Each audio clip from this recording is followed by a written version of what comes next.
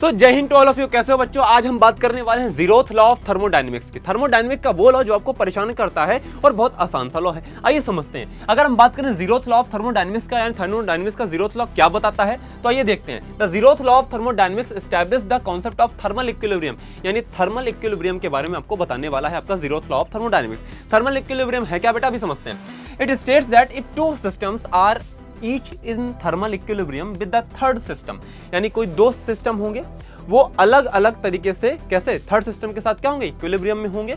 तो क्या कहता है, then they are also in thermal equilibrium with each other. मतलब एक आपका मित्र है और एक आप हैं, ठीक है।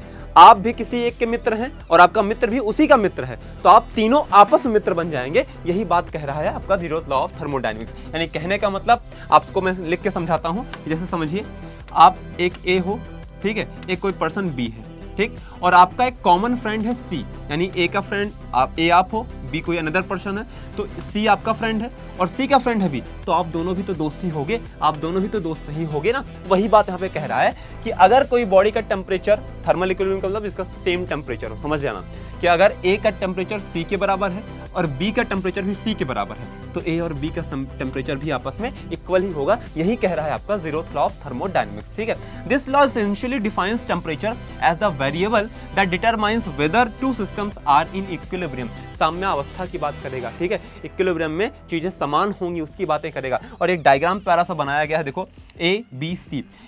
ए आपका सी के साथ इक्विलिब्रियम में है और ए बी के साथ भी इक्विलिब्रियम में है, तो भैया बी और सी आपस में कैसे होंगे, थर्मल इक्विलिब्रियम में होंगे। यही था आपका zeroth law of thermodynamics. Thank you, जय हिंद टू ऑल।